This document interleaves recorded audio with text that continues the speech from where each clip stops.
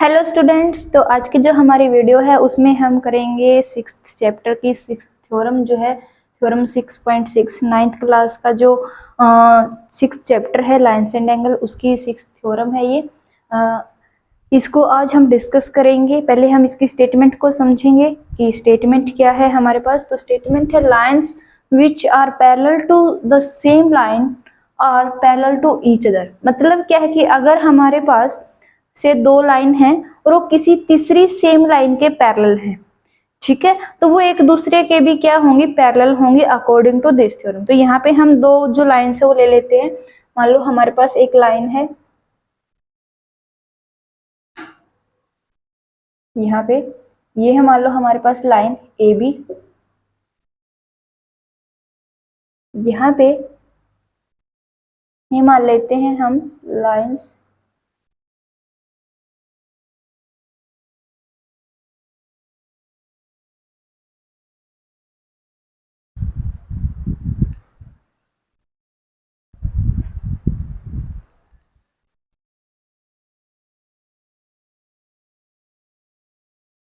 से, this is C D, और ये एक तीसरी लाइन है ई एफ, ठीक है। तो यहाँ पे दो हमारे पास लाइन है ए बी और सी डी।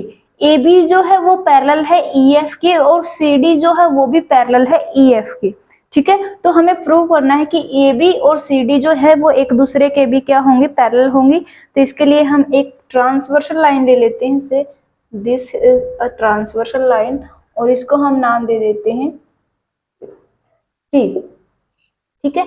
जो ए बी को कट कर रही है मान लो ओ पॉइंट पे, सी डी को जो ई एफ है उसको कट कर रही है ये मान लो यू पॉइंट पे, और इसको कट कर रही है ये वी पॉइंट पे। ऐसे हमने मान लिया, ठीक है। तो यहाँ पे जो कुछ हमारे पास गिवन है पहले हम वो लिख लेंगे। तो प्रूफ हम स्टार्ट करेंगे, लेकिन प्रूफ स्टार्ट करने से पहले जो गिवन है वो हम लिखेंगे। तो यहाँ पे A B is parallel to E F and जो सी डी है वो भी क्या है, पैरेलल है ई एफ की, ठीक है। ए बी और जो सी डी है वो दोनों क्या है, पैरेलल है ई एफ की, ये हमारे पास गिवन है। एंड से T is a transversal line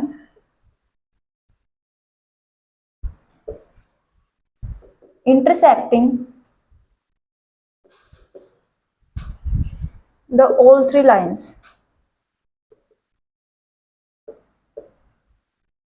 ठीक है।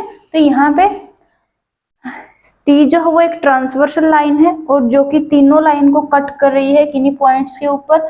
जो मान लिया यहाँ पे ए बी को कट करी ओ पॉइंट पे, ई एफ को कट करी यू पॉइंट पे, और सी डी को कट करी है वी पॉइंट पे, ठीक है। ये हमने अपनी तरफ से नाम दे दिया। तो अब हमें प्रूव क्या करना है, प्रूव करना है टू प्रूव।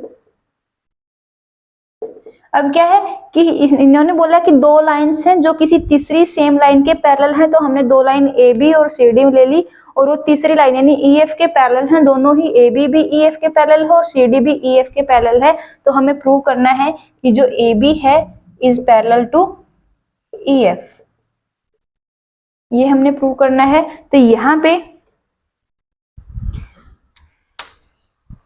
इसको हम प्रूव करेंगे। तो प्रूव करने के लिए हम ले लेते हैं, यहाँ पे देखो एक ये वाला एंगल बन रहा है, ये वाला, ये वाला और ये वाला। सिमिलरली ये ये और ये ये और ये। तो यहाँ पे हम लेंगे दो lines as A B is parallel to E F. अब क्योंकि ए बी क्या है, ई एफ के पैरेलल है, तो यहाँ पे देखो ये जो एंगल है, ये वाला एंगल, ये जो एंगल है हमारे पास वो इसके इक्वल होगा, ये एंगल इसके इक्वल होगा, ये वाला इसके इक्वल, ये वाला इसके, ये वाला इसके और ये वाला इसके। ये हमने जो है वर्टिकली अपोजिट एंगल वाली जो फर्स्ट थ्योरम थी उसमें हमने किया है कि जो अगर हमारे पास दो इंटरसेक्टिंग लाइंस हैं तो जो इस पॉइंट पे वो इंटरसेक्ट करेंगी तो वहां पे जो वर्टिकली अपोजिट एंगल्स होंगे वो क्या होंगे, इक्वल होंगे एक दूसरे के। तो यहाँ पे जो ए बी और ई एफ है वो क्या है हमारे पास वर्टिकली जो ए बी और ई एफ क्या है हमारे पास दो पैरेलल लाइंस हैं, तो और टी क्या है उनकी ट्रांसवर्सल इंटरसेक्टिंग लाइन है। ठीक है, तो यहाँ पे हमें क्या करना है, हमें प्रूव करना है ए बी जो है वो पैरेलल होगी सी डी के। तो ए बी जो है वो पैरेलल है सी डी के, तो लेंगे यहाँ पे एंगल एज एंगल ए ओ, इस पॉइंट को हम नाम दे देते हैं P, इसको हम नाम देते हैं S।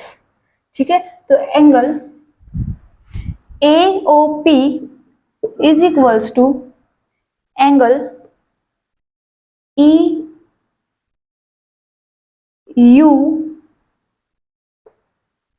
Angle EUP।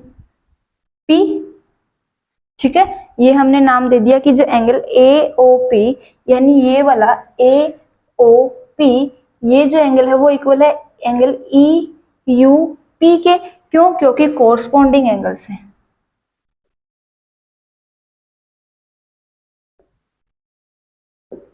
Corresponding angles हैं। Again as CD is parallel to EF, ये क्या है, पैरेलल है EF के। तो यहाँ पे एंगल जो EVU है, या जो EV अगर हम लेंगे ये EV और P तक ही स्ट्रेट लाइन को ले लेते हैं, तो एंगल C है ये वाली लाइन, CVP जो है वो एंगल इक्वल होगा किसके, एंगल EUP के। इसको हमने नाम दे दिया इक्वेशन 1 और ये इक्वेशन 2, ये भी क्या है, कोरस्पॉन्डिंग एंगल्स हैं। कोरस्पॉन्डिंग एंगल्स कौन से हैं कि जब हमारे पास दो पैरेलल लाइंस हैं और उनको कोई तीसरी एक ट्रांसवर्सल लाइन कट कर रही है, तो वो जो सेम कॉर्नर्स में मतलब कोरस्पॉन्डिंग कॉर्नर्स में जो एंगल बनाएगी विद दैट पैरेलल लाइंस, तो वो क्या होंगे, इक्वल होंगे। तो ये एंगल इसके इक्वल है और ये एंगल भी इसके इक्वल है।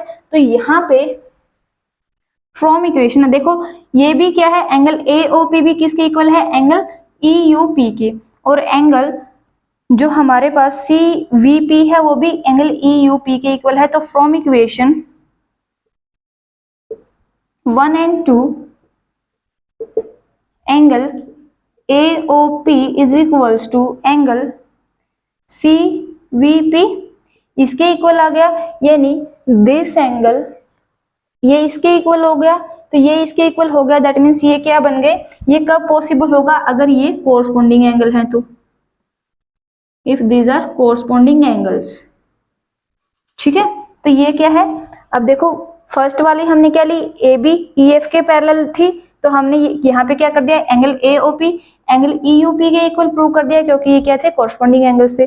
सिमिलरली जब हमारे पास CD जो थी वो EF के इक्वल थी, तो पैरेलल थी, तो उस टाइम क्या है, हमने एंगल CVP इक्वल प्रूव कर दिया एंगल EUP के। तो ये भी क्या थे, कोरस्पॉन्डिंग एंगल्स। तो यहाँ से दोनों से हमने प्रूव कर दिया कि angle AOP is equal to angle CVP। और ये कब पॉसिबल है, ये क्या है, कोरस्पॉन्डिंग एंगल है। यहाँ पे देखो जो ट्रांसवर्सल लाइन है PS, ये कट कर रही है AB को O पे और CD को V पे, और ये दोनों जो सेम कॉर्नर्स में यानी अपर वाले जो कॉर्नर्स है वहां पे बना रही है एंगल। तो ये क्या हो गए, कोरस्पॉन्डिंग एंगल्स। और कोरस्पॉन्डिंग एंगल्स वाला जो हमारे पास कॉन्सेप्ट कब लगता है, तो दिस इज ओनली पॉसिबल